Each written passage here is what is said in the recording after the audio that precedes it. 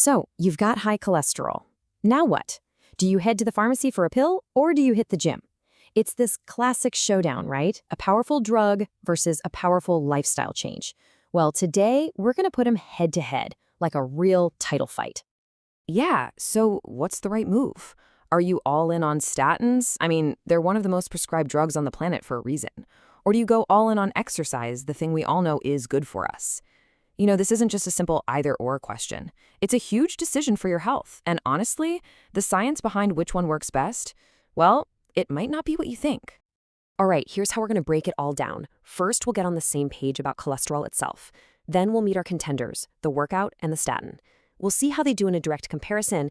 And then, here's a spoiler, we'll talk about the ultimate team-up and what a winning strategy really looks like for you. Okay, so first things first. Before we can have a proper face-off, we got to understand what we're even measuring, right? We need to know the scorecard. And that means looking at the numbers your doctor really cares about. And that scorecard? It's called your lipid profile. It's just a blood test, but it gives us this perfect little snapshot of the fats floating around in your blood.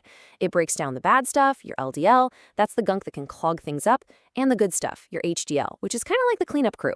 And then there are triglycerides, another fat we really need to keep an eye on. All right, let's bring out our first contender. In this corner, we have the challenger that's been in the game for, well, forever, the workout. I mean, we all know exercise is good for us, but what does it actually do to those numbers on the page? Let's get into the hard data. So, we're looking at a pretty interesting study here. They took about 200 young, healthy guys who weren't super active, and they put them on a daily aerobic exercise plan for 6 months straight. The researchers just wanted to see, what happens, what changes with their weight, their heart health, and yeah, of course, their cholesterol. And the first thing they saw, the most obvious change really, was body weight. You can see it right here on the chart. After 6 months, their average weight came down. Now, it's not a jaw-dropping number, but it's what scientists call statistically significant, which basically means it's a real, meaningful change. It shows their metabolism was definitely starting to shift for the better. And check this out. It wasn't just weight. Their blood pressure improved too. Specifically, their systolic pressure, the top number, dropped quite a bit. This is huge.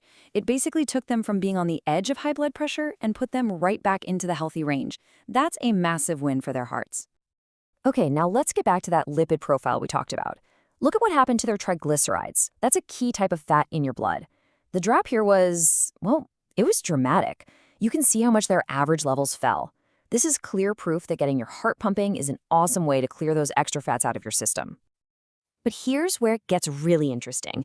It's not just about lowering the bad stuff. Some of the newer science is showing that with the good HDL cholesterol, it's not just about how much you have, it's about how well it works. Think quality over quantity. And guess what?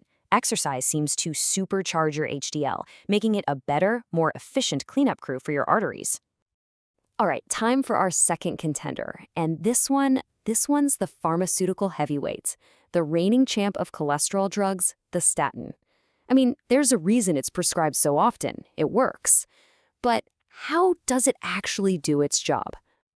It's actually pretty brilliant how they work. So your liver is basically the body's cholesterol factory, right? Statins go in and they basically throw a wrench in the assembly line, blocking a key part of the production process. So with less cholesterol being made, your liver goes, hey, I need more. And it starts grabbing the bad LDL cholesterol that's already floating around in your blood. It's a really smart 1-2 punch. But wait, there's more. Statins have these secret powers. Scientists have a fancy word for it. Pleiotropic effects, but all it really means is they do more than one thing. They don't just lower cholesterol. They also fight inflammation, they help keep your blood vessels healthy and flexible, and they can even make your blood a little less sticky. These are some seriously powerful side benefits that you don't see on the main label. Okay, so we've met the contenders. On one side, you have exercise, with all its amazing body-wide benefits. On the other, you have statins, this super targeted, powerful drug. It's time. Let's put them in the ring, head to head, and see what the science says when they actually go up against each other. And for the official ruling, we're looking at a huge scientific review, a meta-analysis. That's where researchers gather up a bunch of other studies, in this case 37 of them, and analyze all the data together. They wanted to know one specific thing. Which is better at lowering triglycerides, statins or a good workout? And they looked at it both when you haven't eaten and right after you've had a meal. And the results are in. And it's kind of a split decision. So, if you're in a fasting state, like when you go for your yearly checkup, statins are the clear winner. They lower triglycerides more effectively. But, and this is the really cool part, right after you eat a high-fat meal, a single workout is just as good as a statin at keeping that spike in triglycerides under control. How about that? So this whole head-to-head thing, it kind of leads us to a twist ending. Maybe we've been asking the wrong question all along. Maybe it's not about exercise versus statins. What if the real magic happens when it's exercise and statins? All the signs are pointing to that being the real power move. And hey, don't just take my word for it. The actual researchers who did that big review, they say it loud and clear.